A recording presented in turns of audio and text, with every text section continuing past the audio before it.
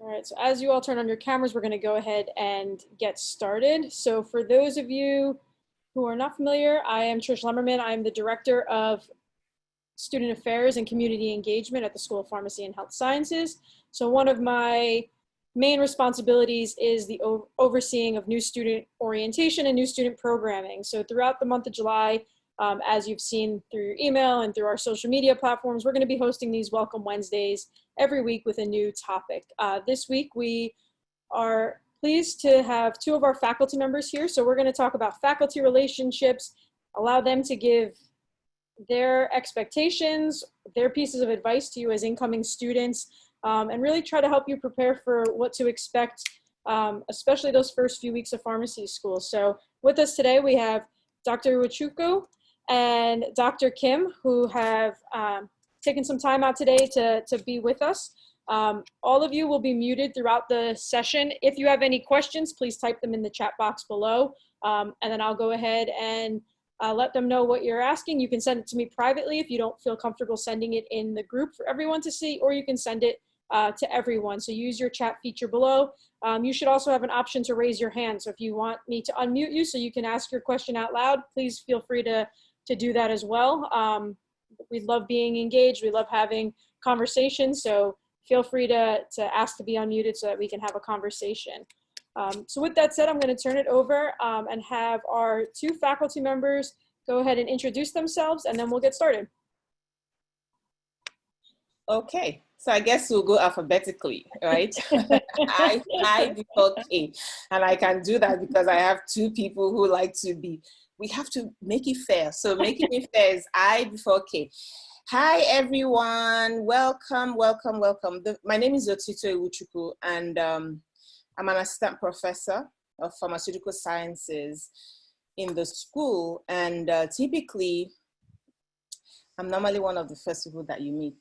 So I'm so happy that this is happening, right? I feel like even though we're in a virtual season, you guys have you have a lot of advantages, right? I feel like that is happening, and I want to bring it to your awareness that if it hadn't been for this, you're basically going to meet all of us the first week of school. But now, you know, you're getting introduced, meeting people, knowing things, meeting the students way before school even starts, which I really, really, really appreciate. Like, I thank the Office of, Student Affairs and Student Engagement for this, because it really adds to the sense of belonging, right? As opposed to just showing up on that first day and meeting people. This way you're getting slowly introduced, into things the way that we do it. So welcome, welcome, welcome. Dr. Kim. All right, welcome to everyone. And I do echo what Dr. Otito Iwuchukwu said. Now I don't even know what to call her. Students in the past have usually called her Dr. O, but I guess you guys will figure out what to call her. My last name tends to be easier, so I usually go by Dr. Kim. But anyway, my full name is Dongmi Kim, and I am very pleased to be here, very honored to be here to meet you guys ahead of our semester starting. And we'll, chat about different things that, that are kind of sitting on your hearts today, on your minds, bothering you, maybe concerns. So hopefully this chat or this session will be helpful for you to get ready for your semester, which is about like a month away from now on.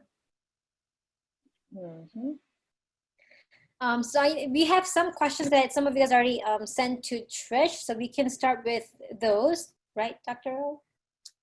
Yeah. So the first thing I want to kind of tackle is expectations for the P1 students. And Dr. O, I think, teaches some of the foundational courses. I don't, so you guys will probably see me in your P1 spring semester. But regardless, I think it's the kind of same sentiment that we all faculty share, is that, we really want you to be successful. We are here to help you to become pharmacists and beyond. So don't think the faculty are there to trick you or to trip you, but really our job is to make you successful. So, you just come in with that mindset that you want to get the most out of your school time. And I know you guys are putting a lot of investment into into becoming a pharmacist, finance, family, other obligations. You guys are kind of putting things aside so that you guys can become pharmacists. So, make the best out of it and just be ready to study a lot and hard. And be ready to, work with each other and ask for help. And we'll talk about how to seek help, from the faculty. So I think that's kind of the mindset I would want my P1 students to have when they come into the classroom or show up on Zoom for this time. Yes, I'm going to piggyback on that and say that I really want you to, from the first day that you step into the school, just see yourself as a pharmacist. Like, it's like ultra important, right? Because many times people are waiting for this transition period.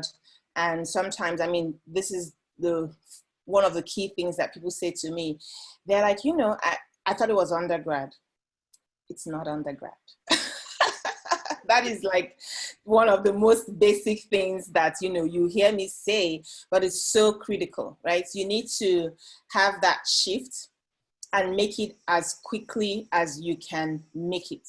Don't wait for anything, right? Because typically it's by the first month you're having your first exam. Like within the first month, you're having your first exam, not the quiz, not the test, but like the first major exam.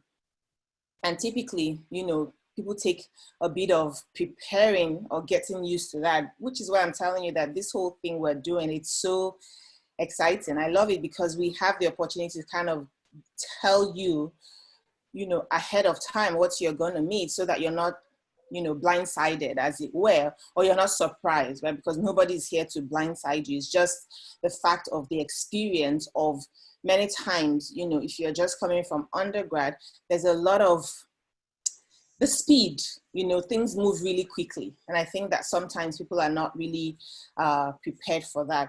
But if you kind of come in with that mindset of day one is day one of being a pharmacist, like not, practicing pharmacy, but day one of me having that PharmD, right? That this is day one of that. I think you'll go a really, really long way, right? Because I can tell you whatever my expectations are for you, but I think that your expectations of you for yourself, right? Those go a longer way to assure your success in that sense. Yes. Next one that we can move on to is the hottest topic of all times, exams. Yes, exams will come before you know it, and they'll be coming weekly, hitting you one after the other.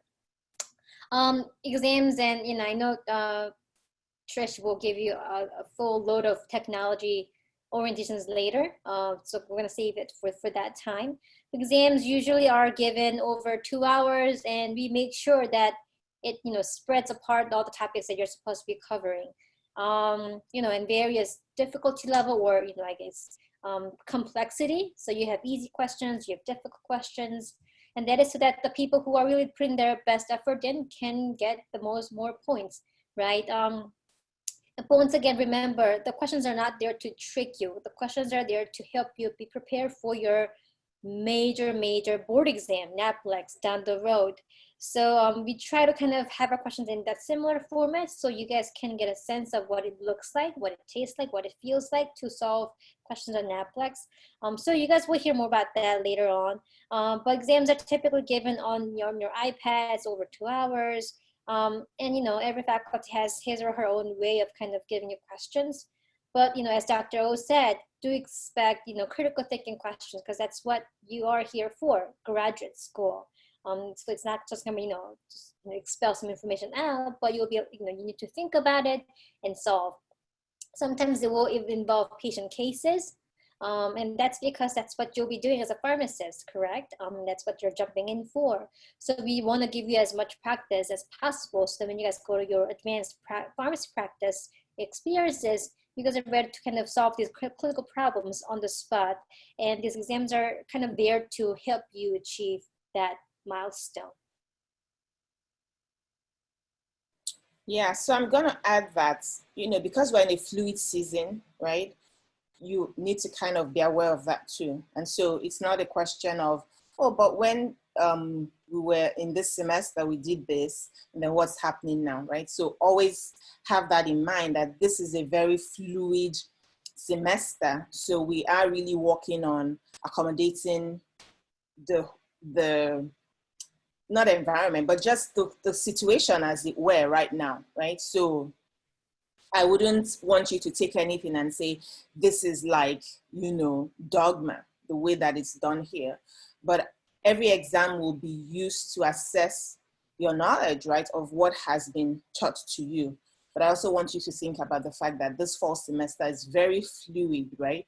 So essentially, whatever you see here may not necessarily be what you see in the spring in that sense, but there's not going to be any dilution of standards, as it were. Mm. Yeah, and just so you guys can hear our hearts, we prefer being in person. In this, virtual world, I know it's not my cup of tea. I prefer seeing you guys in person, talking, tapping on your shoulder, welcome, FDU, School of Pharmacy, Health Sciences, but just the time being, so you guys can hopefully understand how kind of things are kind of being up in the air, being modified every second or now and then. So, it's important to kind of work with the school, work with your own studying habit to make it most fit for this time on. And hopefully things will change. And I know things will change, well, for the better or the worse. And so, just kind of work alongside and just make it fit for your studying. Because ultimately, we want you to graduate with your PharmD. So I think having that eyes on your goal will help with that. Yeah, I think with that we can transition to our next question. How to seek help from faculty or from others. And Dr. O here is an expert because she's been kind of, I know Dr. O personally is a very, student-friendly faculty, and she's been sitting on the progression committee for very long, longer than I actually sat for a short period of time.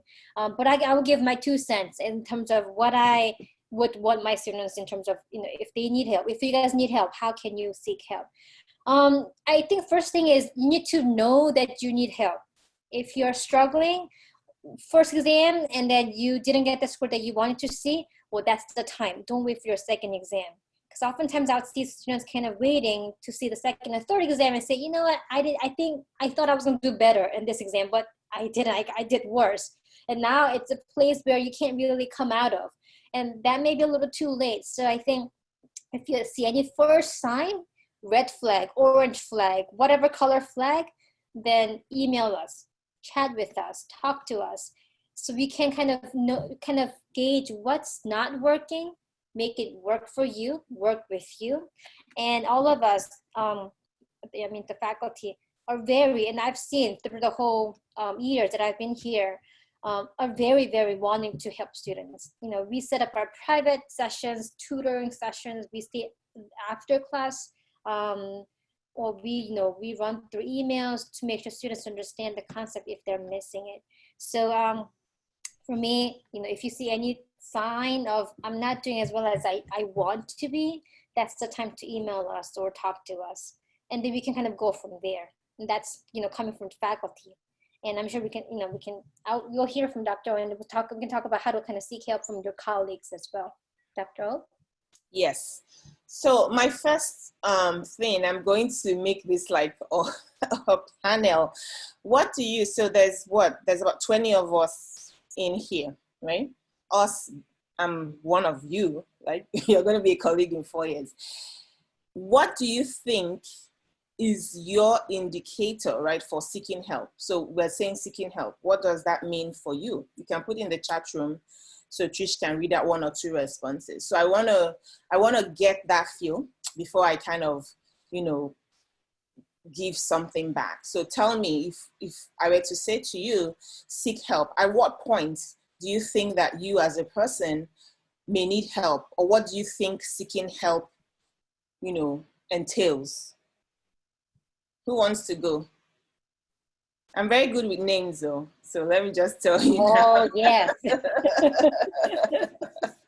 I can see everybody on here. Okay, Aisha Khalid says, if I'm confused about a particular lecture or topic. Perfect. Who else? Who else wants to take the dice and roll it?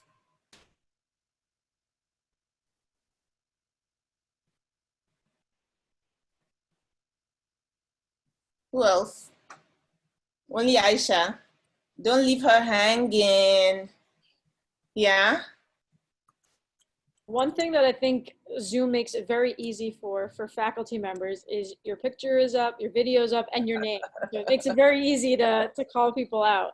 If I still can't figure out how to study the material. Okay, perfect. Who else? Where are the guys?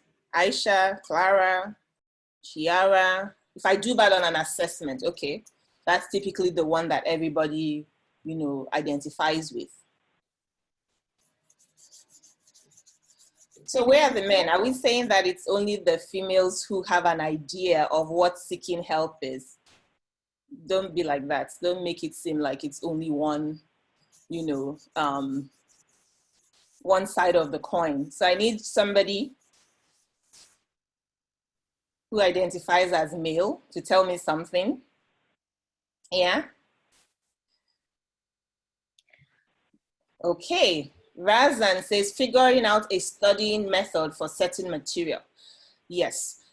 I wanted to hear from you, and I'll tell you, if I need to, Gideon, thank you so much. Gideon, you saved your people, right? So now, Gideon says, if I need clarity on certain subject material. The reason that I wanted to hear from you is you can see 5 people have answered me, and there are 5 different perspectives to this, and all of them are right. Like, there's no wrong answer here, I guess is what I'm trying to say, right? Every one of this is the time for you to ask for help. And there's nothing wrong with asking for help. There's nothing wrong with it. I actually, right, like I would rather ask questions and appear silly, because that's typically what people say. I don't want to appear silly. But my love for learning and my curiosity overrides appearing silly. Let's just put it that way, because I am the one who gains if I ask a question and I get clarity. And guess what? Other people gain. They may not tell you, but you're asking the question, asking for clarity, especially if you do it maybe in a larger group setting. Because I know that some people prefer to come, one-on-one, and that's perfect. Like, that's what we're here for. But let's say we're in a larger group setting and you ask a question. Let me tell you, you've illuminated the path for other people, but they may not tell you. So always just think of yourself as a wayfarer, right? So the idea is everybody here is correct. You need to be able to ask for as much help as you think you need, and even more, right? Because remember, it's your first semester. I feel like people don't give themselves enough grace, if I might use that word, right? It's your first semester. I don't expect you to have it figured out. I personally don't. But if you feel you do, that's fine, right? Because as in everything, when you start to do your statistics, if you remember the bell curve, some people are going to get it right away. Some people might take a little bit of time, and some people will need some more time. But guess what? All of you are in that curve. You're all there. You're all part of the population, right? Nobody gets, like, to use a cliche, left behind. But you have to want to be the one not wanting to be left behind, right? I cannot drag you to a destination that you don't want to go, right? So make sure that you're asking for help quickly. I think that's the key word, quickly. Don't wait. Dr. Kim has said that. Don't wait until, someone can't do anything about it, right? And the asking for help, it's not even just maybe with faculty, right? Trish, Justin, that's what they're there for. Don't wait until, things get too rocky or dicey for you to speak up. And this is from experience, right? Dongmi has been here 7, 8 years. I've been here going on 6. This is the same thing that happens year after year. Sometimes you start to feel so like why do I keep saying the same thing every year?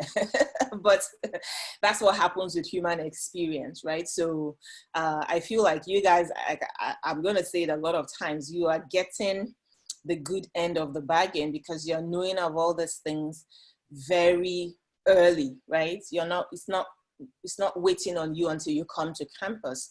This is like a whole 5 weeks before the semester starts. So you have enough time to do all of the, mindset adjustments and everything that you need in order to just transition smoothly, right? That's what we're hoping for you, that you have as smooth a transition as possible. Yeah. If I can just jump in for a second. Dr. O mentioned Justin and myself. So any student who in the past has received accommodations, extra time, quiet space, that gets accommodated at a graduate level too. A lot of times we will have students who don't want to take accommodations, and obviously it's a personal choice. If you're entitled to them, we honor them. But so we have had students who have said they don't want to be judged by having that extra time, or being singled out because you're at a graduate level, and then they struggle through the whole first semester, second semester, to a point where it may be too late for them to come back. So please, if you know that you have received accommodations, you can always it's easier to get them approved and not take them than it is to not take them and then try to rush to get them approved before your next exam. So if you are a student who has received accessibility accommodations in the past, please reach out to Justin and myself. Justin's on this call as well. He's our student affairs counselor.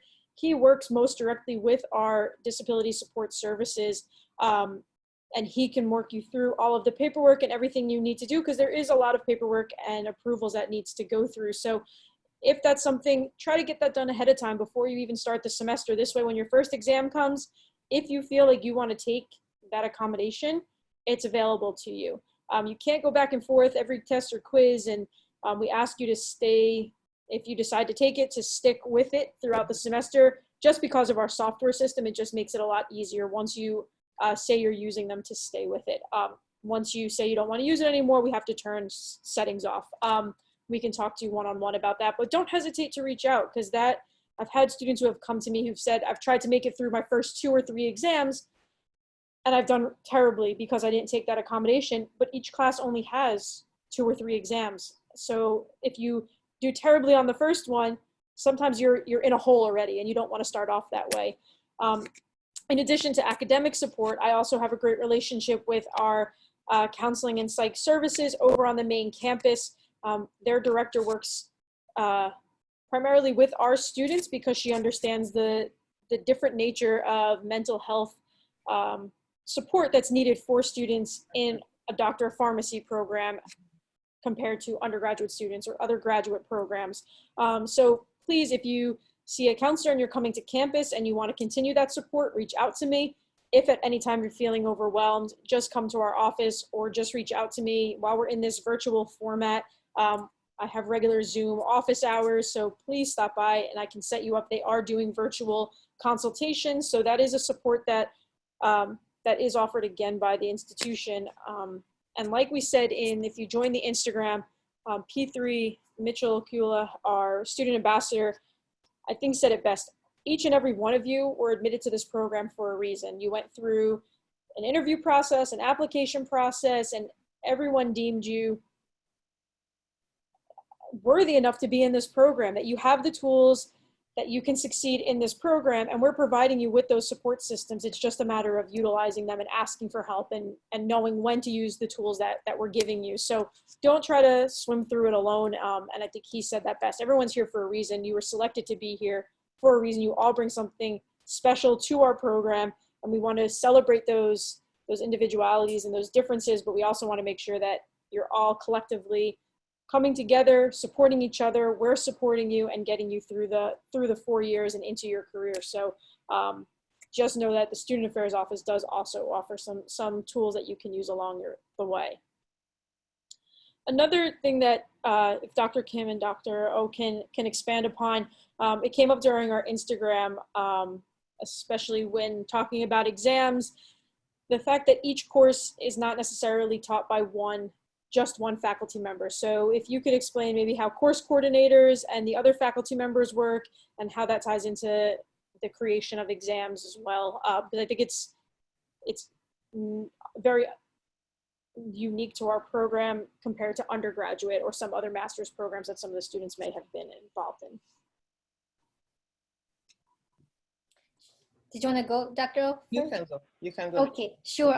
So in a typically the integrated pharmacotherapy courses or the foundation courses are taught by multiple faculty, and that's really for your benefit. We designed the curriculum in such a way that you kind of, it's like a one-stop shop. You know, for one kind of topic or one body system, you get everything under the sun. You get the pharmacology, the physiology, anatomy, you get the therapeutics and all of those things in one IPT or integrated pharmacotherapy. So because of that, we kind of, you know, plug in the faculty who are experts in that area. So for example, Dr. O will teach pharmacokinetics in a foundation course because she's an expert at it. And they will, and then there will also be another faculty who's, you know, who's expert at other area teaching that portion.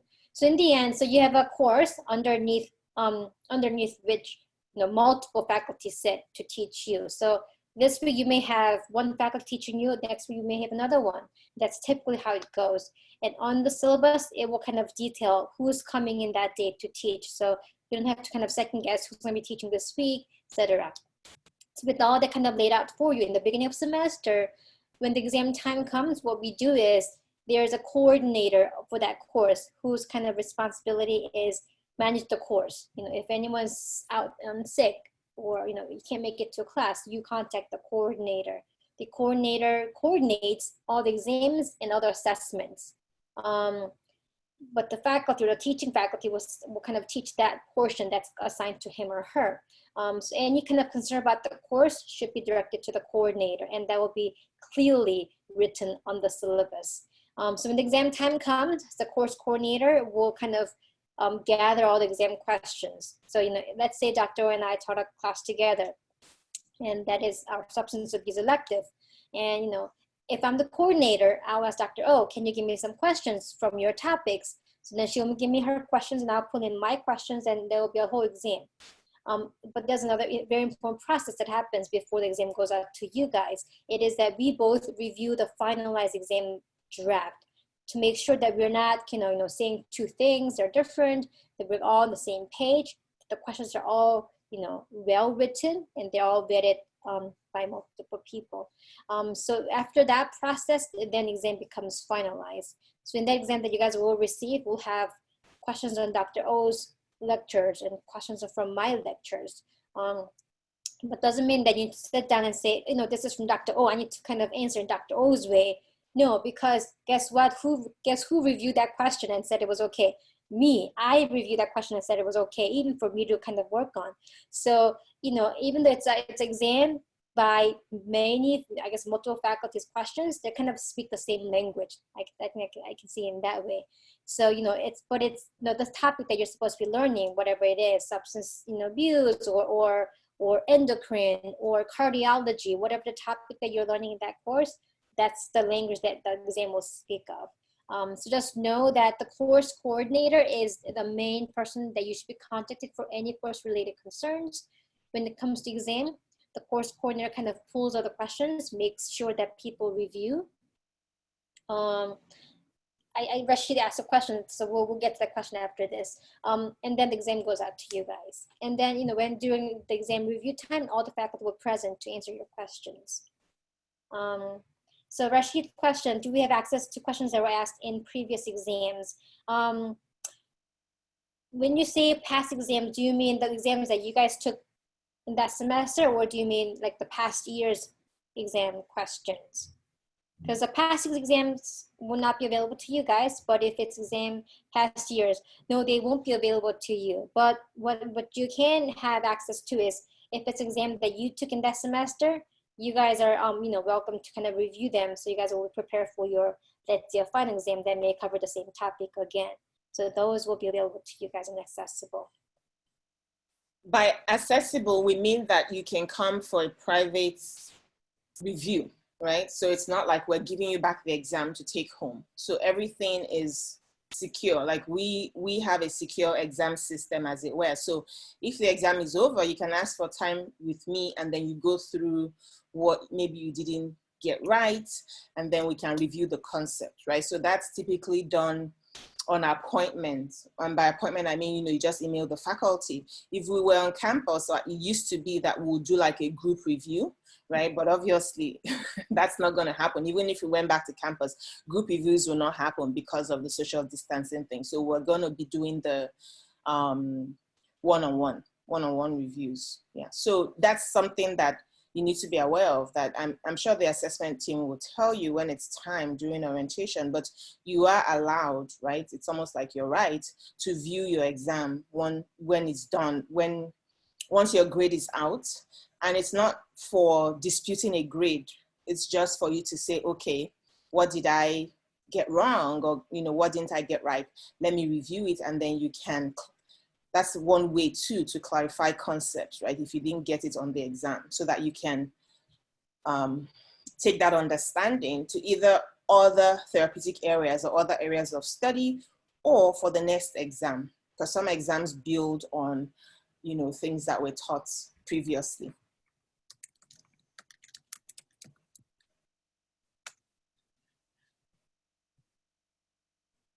Any other question?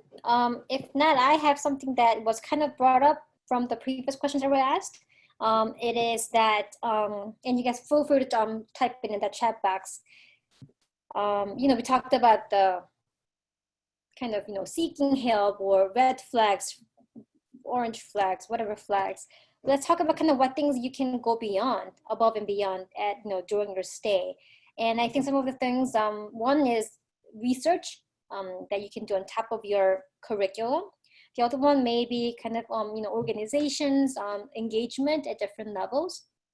Okay, so in terms of research, I know you guys will have a session on research with faculty later on, but kind of something that I can speak on about doing research with faculty is, depending on what your interest is, you may work with different faculty. So for example, Dr. O is a pharmacogenomics person and she does PKs. I am a mental health person. So depending on your interest of research, we want you to have your research, and we are kind of tagging along to help you have that publication out, etc. So may not be wise to jump into research in your first year, only because you may not know what your interest is, nor the faculty's interest.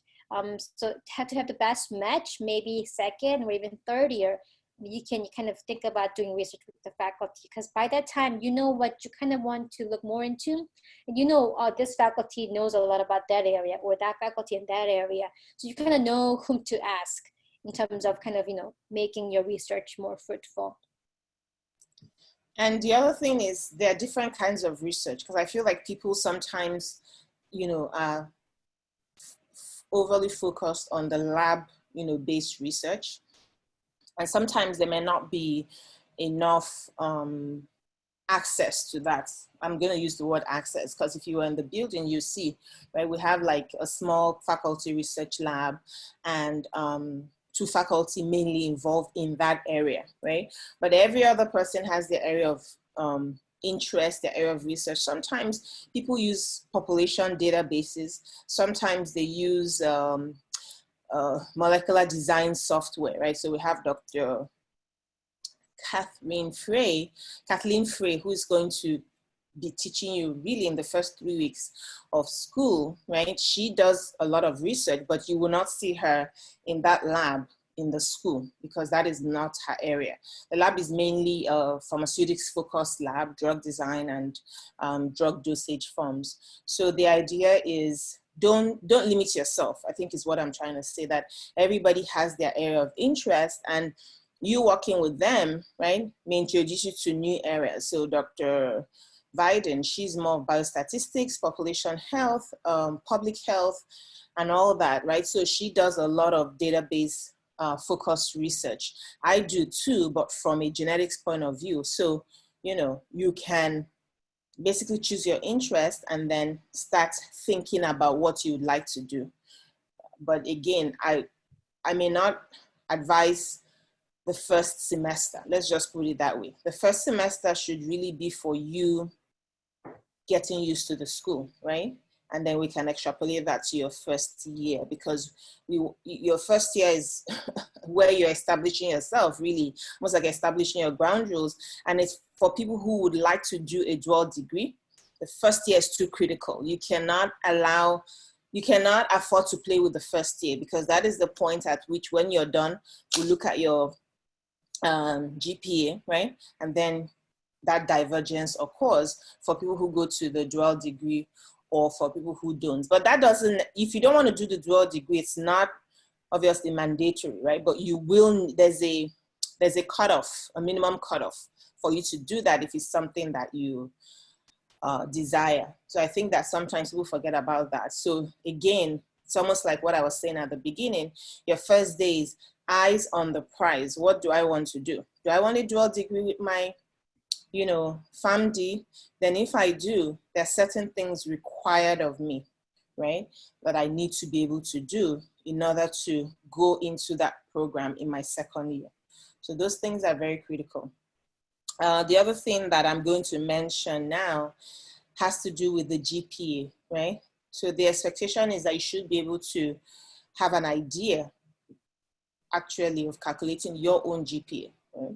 So as you're walking through the program in that first semester, I feel like if you have a GPA calculator, FDU actually has one. Let me not say if you have one, because FDU has one where you can really know, okay, this is my GPA at the end of the fall semester, right? So you're on top of things, right? But the idea is, I always say, if you shoot for the, what's that thing? If you shoot for the moon, you land among the stars.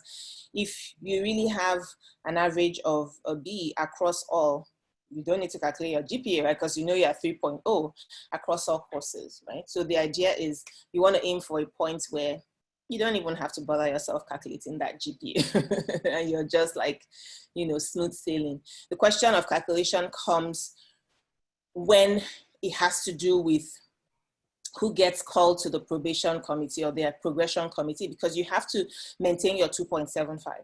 You have to maintain it in order to be able to go for your experiential training, right? So again, there's so many facets of this that you have to keep. It's almost like juggling many balls. And that's what we're talking about, the whole experience. It's not just the didactic, right? Because you need this in order to go to your experiential, right? Which would occur after your first year, in the summer of your first year. You do your experiential. Second year, you do another one. So it's almost like at every point, there's like, a point that you have to meet to say, okay, I'm going to the next level, and everything builds on the other, which is why the first semester is so critical, so critical. Yeah. Another topic that I might want to kind of give you guys some information is being engaged at the school. So we have several student organizations. Some are homegrown, and I'm very proud of them. So if you have seen the Arcs Engage, the website or the page, Trish and her team will regularly post these different events that are coming up for different organizations. So take advantage of them. There are leadership meetings, there are, kind of social gatherings, which I guess will have to take place in a different format for this semester. But that's how you kind of get to know, other people in your cohort and, your P2, P3, and P4 cohorts. And also that really gives you a foot into kind of networking. People sometimes say it's really the people that connections, and not all the time, but it does help. And pharmacy is a small world. So the people that you meet and mingle now will be the same people when you graduate, and maybe working alongside or being hired by or hiring. So, start thinking about socially engaging with your colleagues, upper classmates, and even employers sometimes. So keep your eyes on that Arcs Engage webpage and kind of look for things that are coming up. And if you're kind of the shy person, I'm not really person that's kind of out there, well, now's the time to be somewhat, sort of, kind of, get yourself out there so you can start building your your network, your CV, your resume, because it really counts a lot. And it may be difficult to kind of jump into this whole organizations in your P3 year because, oh, maybe I want to do residency, and they look at your extracurricular engagement. Well, kind of start now. And I think it's great, as Dr. O's point is, that we're giving you these tips now, even before your school starts. So you guys kind of know what to look for when the school starts. And, you guys kind of keep your eyes on that, RX Engage, kind of, RSVP for these meetings, show up, see what it's like. Do I want to do that?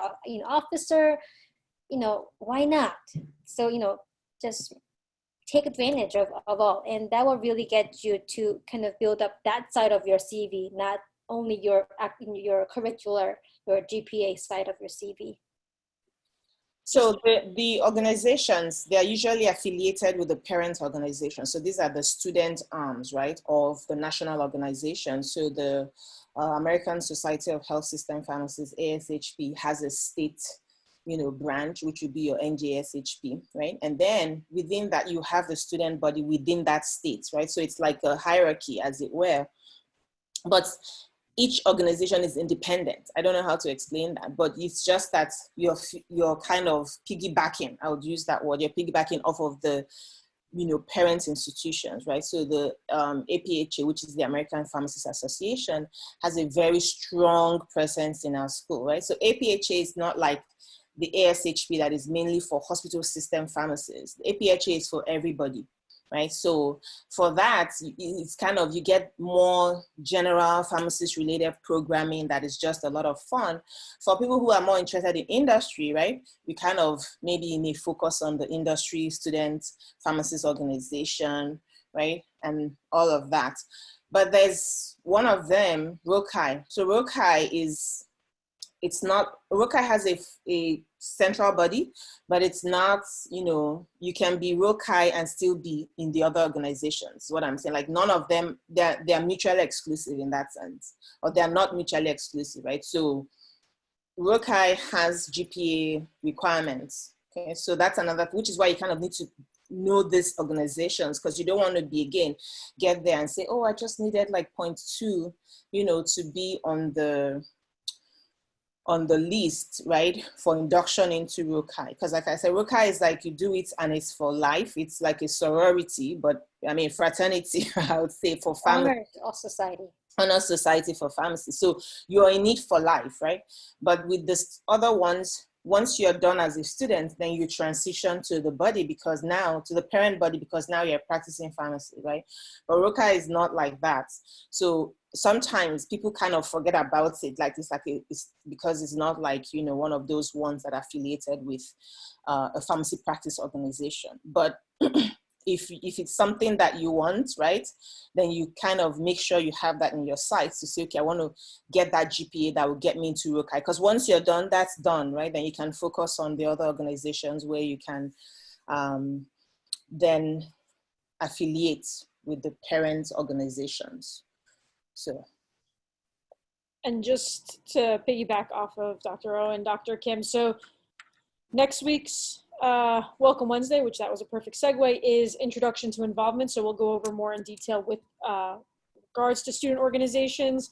But with student organizations, just something to note that due to really your dedication and your requirements by your P3 year, only P1 students and P2 students in the fall can run for positions. So by your P3 year, if you wait until your third year, you can't hold a position anymore. So our elections are January to January, and I'll go over this in detail at our session next week, and then again during orientation. So you really need to take a look at our organizations, listen to them during orientation, and kind of figure out what you're interested in and what you want to join.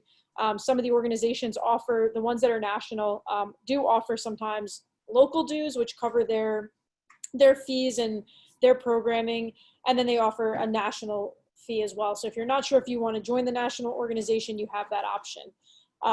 In addition to that, and navigating what you should join, what research you should get involved in, each student's assigned a program advisor, which is one of our faculty members, and they are really there to mentor you through your 4 years here. So for your first 3 years, it will be one of our faculty members.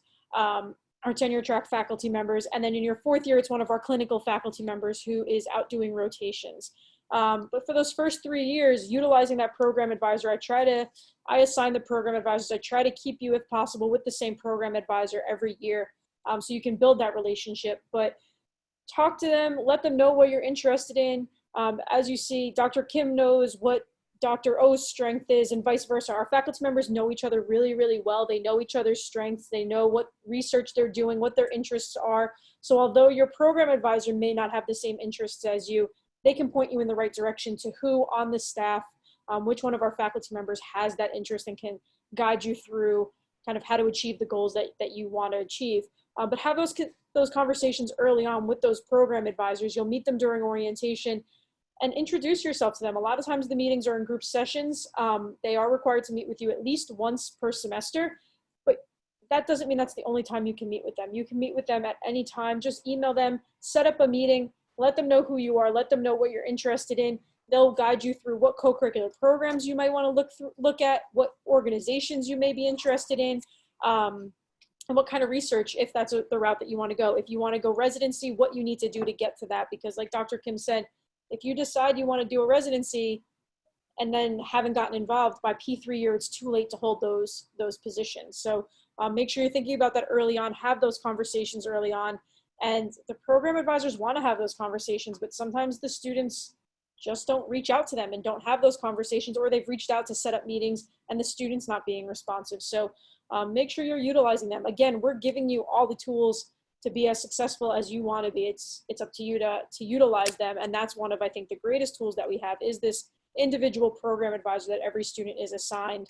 And they can be such a great resource, but I think so many students don't utilize it and don't utilize their advisor to their full capacity. And Dr. O and Dr. Kim may want to expand on that. They both have served, obviously, as program advisors for the students. Yeah, so Trish is right. Everybody gets, people. And I want to say again, this semester we're in, you should take advantage of it, because now all program advising and all of that is going to be done virtually. So, there's no like, oh, I can't meet you, I have to go to work, or all of that thing for the physical meetings. Now it's just a question of sending an email and then we'll work out something, right? 10 minutes in the meeting room. But it's, at least for me, it's my way of getting to know you better, right? I mean, I'll know you in the general sense of, hey, this is everybody in the class, but the people who are my program, my advisees, they can tell you, right? We have great conversations, so to speak. So they're, the door is open, so to speak. And now that it's virtual, the door is always open. Or the Zoom room is always open as long as you make an appointment, right? And obviously, there are certain things that may need to get passed on to whoever is, within their jurisdiction, right? So for instance, maybe anything to do with mental health, right? I will be able to pass you to the resources that you need. But I mean, if I don't know that there's a problem, then we might not be able to get you the help that you need. So the idea is the door is open and we're here for you. I think those are the two critical things that I wanted to say. Yeah, just kind of adding on my 2 cents. It's really, a program advisor program is really how much you want to get out of. If you want to put as little, that's what you're going to get out of. But if you want to really invest in the relationship that's already been set up for you, your faculty will be your kind of person to talk to, point of contact when you need help, when you need connections or anything, and we'll help to the best that we can. So just know that the advisors are there for you. So it's you who need to take advantage of that. Yeah. So I'm gonna bring in something there, and if you heard Trish, she said she tries to make sure you're with the same person for the 3 years, so to speak. It used to be 4, but now 3. But don't take that as, oh, once I'm giving somebody, that's it. If it's not working out for you, please go to her, right? Go to her and say, this is not working out for me. I totally understand how sometimes the dynamic is just not there, right? You try to get it to work and it's not working. Don't feel like, I'm not gonna know. That's what I want to let you know, that I am not going to know in that sense the reason why you didn't go with me. You understand? And to be honest with you, you know, I mean, I could ask, but I also know that it's within your rights to do that. So I don't like go into that space. Okay, perhaps, you know, the reason is there's no prize tied to this. The only prize is you get to build a deeper relationship with your advisor and you get to have a better experience, right? So the goal is your better experience. So if it's not working out for whatever reason, go to Trisha and say, I don't want this, right? Because I'd rather you are happy with who you have and you make a better, I guess, dynamic of it than just slugging through and saying, oh, Trish gave me Dr. Otito and I do not like her, right? So, so remember that you do have the choice. I don't know if I should call it choice, right? Trish, it's not really choice, but you are not bound to one person for 3 years. I think it's what I'm trying to say. Yeah, I would agree. If there is a major concern, a conflict of interest, something that comes up, just reach out. And the same goes for faculty members. Sometimes the faculty member has a concern about a student and they come to me, and it's in complete confidence, and we'll try to make accommodations. That's not to say, you know, And just come. just because, you know, if you didn't do well on your first exam and that happens to be your program advisor, that you should be switching program advisors. I think that's one of the difficult things about the program advisor position, is that you have to be professional enough to remove what's going on in the classroom with your program advisor to the advising piece and that mentoring piece, because they are not there to utilize how well or how poorly you did in their class to assist you and mentor you. They're separating that, and I think the students need to do the same. And I am pleased to say that I don't get many students at all that come to me with, you know, just because they think that, you know, they didn't do well in a course, that shouldn't be their program advisor. I don't get students to come to me. If there is a concern, I have had students who have asked it something a little bit deeper than that. And we'll work through it. Sometimes we'll have conversations and we'll see what we can do. So it doesn't happen very often, but if there is a reason, yeah, it's something that can change. And like I said, I try to keep students with the same advisor, but when class sizes change, as people come and go through the years, sometimes that has to be shifted just to kind of keep advising loads pretty equal. So I try my best, but if there is a concern, or if I do, let's say you get your program advisor at the beginning of your P2 year and it's someone different, and you really have a really good working relationship with the previous advisor, you can reach out to me, we can talk about it. But it's hard the first year, you're just kind of blindly assigned. I don't know anyone's personalities or strengths coming in to be able to assign, but we can work with you. Okay. So I know I put in the chat that if you have any last minute questions, to get them in now. We are almost at our hour. We're about 1 minute out. So if you do have any last minute questions for Dr. Kim or Dr. O, just type them below. While you're thinking, I know someone's going to send a question. I know you guys have questions. It's not very often that you get two faculty members that are dedicated completely to giving you advice, you know, before you have any academic rigors. Yeah. And that went by pretty quickly, I would say, right? Or what do you guys think? It went by pretty quickly, because I was thinking 1 hour, like what am I going to say to them in 1 hour? Yes.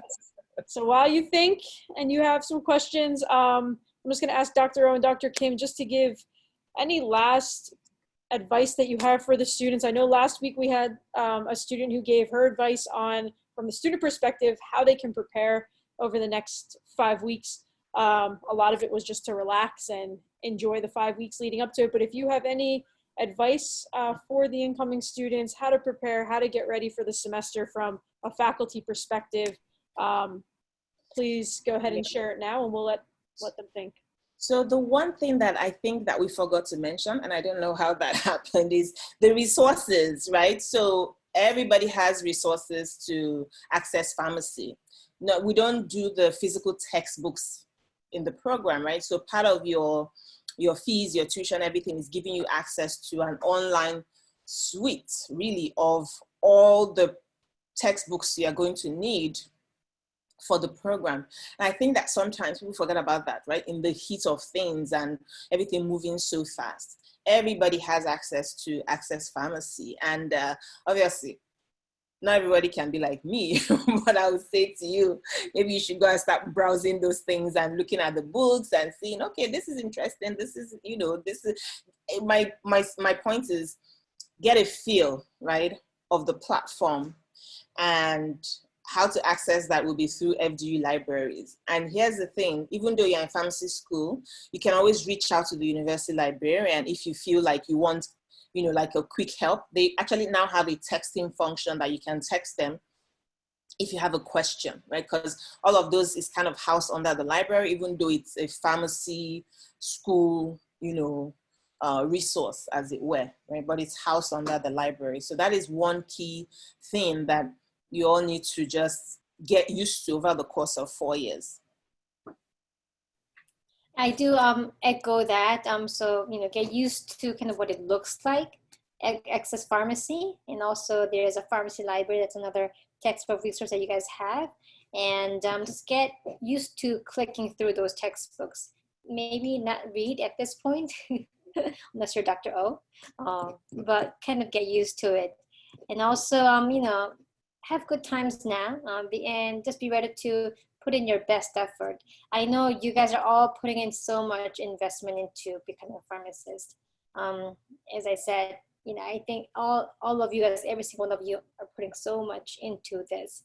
And we understand that. Maybe that's why you want to do the best things for you. And we owe you guys our best as faculty members, as advisors, as soon to be colleagues in 4 years. So, have good times and be safe, don't get sick, and hopefully we'll see each other in person soon. Yes, we'll see you soon. And like Dr. Kim said, don't go spending all your time in Access Pharmacy, because when school starts, we'll point you to the right areas, right? Because what happens is some people actually, I have seen this happen not once, not twice. Some people will leave their course materials and go dig into Access Pharmacy. The idea is at this point, that's not doing yourself any good, right? You want to start from the course material, and then if you need extra understanding, you go that way, as opposed to abandoning what you were given in the class and trying to go look for, materials or resources out there. Those are, as with, the physical textbooks, right? If you went to undergrad and you had your physical textbooks, that's what they are. They're like supplementary. That's what I would say. But they are there. You have access to every single thing, right? If by the time you start to prepare for the exams, you have access to like flashcards, resources. It's just a whole, the richness is, it's not even something you can mine fully, right? But it's there. So the idea that that it's there, how to access it. If you have any issues with access, you can ask us or you can ask the librarians and you should be fine.